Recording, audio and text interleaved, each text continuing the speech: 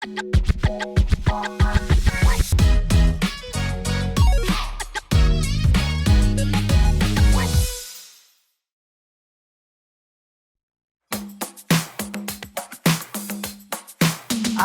got joy down in my soul. I'm gonna let this feeling take control. Joy down in my soul to stay, and nothing's gonna take it away. Joy down in my soul. I'm gonna let this feeling take control. Whatever comes my way, I'll be okay. 'Cause I've got joy. Oh, I've got joy. Come sunshine or rain, when things don't go my way, still my joy can stay. 'Cause you give me blessings every day. I've got joy down in my soul. I'm gonna let this feeling take control. Joy down in my soul to stay, and nothing's gonna take it away. Joy down in my soul. I'm gonna let this feeling take control. Whatever comes my way, I'll be okay. 'Cause I've got joy. Ooh, I've got joy. You fill my heart with hope. You're everywhere I go. So even if I'm feeling low, I still got this one thing, this I know. I've got joy down in my soul. I'm gonna let this feeling take control. Joy down in my soul to stay, and nothing's gonna take it away. Joy down in my soul. I'm gonna let this feeling take control. Whatever comes my way, I'll be okay. 'Cause I've got joy.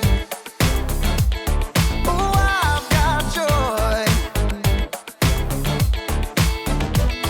Every new sunrise gonna fix my eyes on the one who never fails. I'm gonna make some noise 'cause you give me joy, and it's never ever going away. Every new sunrise gonna fix my eyes on the one who never fails. I'm gonna make some noise 'cause you give me joy, and it's never ever going away. Whoa, 'cause I've got joy. Ooh, I've got joy. Yeah. 'Cause I've got joy. Whatever comes my way, I'll be okay. Oh, I've got joy.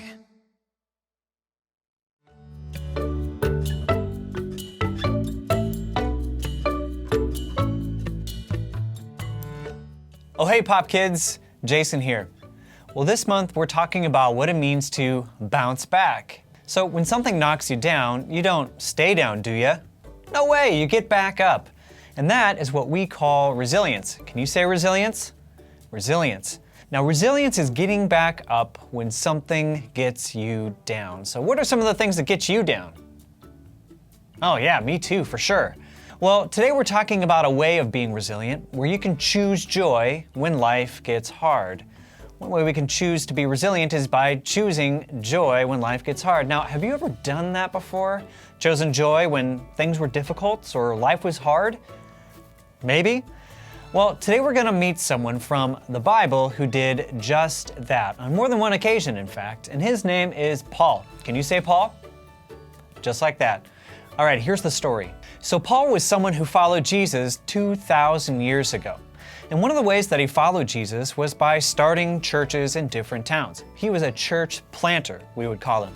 Now, some places welcomed him, while there were other places that really didn't want any churches to be started there. And so they ran him out of town. Well, Paul was always listening for where God wanted him to go next, especially when he got booted out of a town. And the Bible tells us that God told Paul and his buddy, Silas, to go to Macedonia, which is in modern-day Greece, to a town called Philippi. Say Philippi. Now, when they got there, to Philippi that is, they stayed in the house of a nice woman by the name of Lydia. Can you say Lydia? Just like that. Now, while they were in town, Paul and Silas, they learned some important information. They learned that there was a woman who was being used by some other people against her will to make money. Now, they were using her because she could predict the future. Anyway, Paul and Silas, they thought that wasn't very fair to her, and so they ended up freeing her. Rather than being happy, the men who were using the woman were mad because they couldn't make money off of her being able to tell the future anymore. And so guess what they did? They had Paul and Silas thrown in jail. Now, how do you think Paul and Silas felt? What do you think they did while they were in jail? Do you think they sulked around and were sad? By no means. They prayed and praised and they sang. While they did that, the prison shook so much, like it shook from their praising and praying and singing. The doors swung open, and the prisoners' chains came loose, and everyone, if they wanted to, could go free. Well, the jailer, who was away while all of this was happening, came back and was like, "Oh no! I'm in so much trouble." But there he found Paul and Silas. And they said to the jailer, "Don't worry, we're all still here." The jailer was astonished at all of that, and so he asked Paul and Silas what he would have to do to have the kind of abundant life that they so obviously had. Well, and here's what Paul and Silas said. They said, "Well, fellow jailer, all you got to do is trust in Jesus, like us." And so right then and there, the jailer became a Christian. That is, he started to follow Jesus. And then he took Paul and Silas to his house to meet his entire family because it was something that he didn't want to keep to himself. Well, fast forward in the story, and news of everything that had happened spread, and soon Paul and Silas were let free from jail. Friends, one of the things that we're learning this year in Pop Kids is that in this life, you will have trouble. Bum, bum, bum, bum. Thanks, Nathan.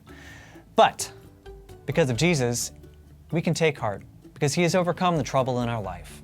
And because of that, we can choose joy when life gets hard. Now, I'm not just saying that to say that. Here are two examples of when we can choose joy. Sometimes when we're playing a board game or when we're competing in sports, sometimes we can get caught up in winning, making that the most important thing, whether we win or lose. Well, have you ever felt really upset because you lost a game or thought you might lose a game? Elbowing my kids? I know that I have. Well, it's so hard to play the next play, or to choose the next move, or to get to the next game when you stay stuck on winning and losing. But if we choose joy, instead we can start to see the good. We can start to see that we got to play a game we love, or that we get to play it with people we love, or that we have improved since the first time we started playing. Another example of choosing joy could be, well, when we get sick. The last few years of this pandemic craziness have taught us that even a runny nose or a little cough is a good reason to stay away from other people, stay home when we have the opportunity to keep people safe, right? Staying home if you love to be out and about can be a real big downer, kind of like sitting in prison with Paul and Silas.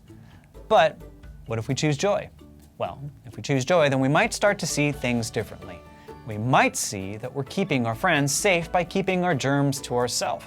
Hey, that's pretty cool. Well, we might also see that we're letting our bodies rest because they were tired. Well, that's not a bad idea. Everybody loves a good nap, right?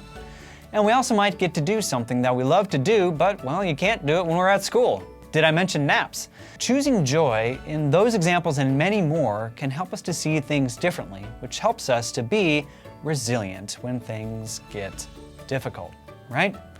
Now, friends, I hope that you can choose joy when things are difficult in your life. Would you pray with me? God, thank you for always giving us a choice for how we respond to life, and that one of those choices is joy. Help us to embrace that idea in our life and to share that joy with the people we love. All God's people said, amen.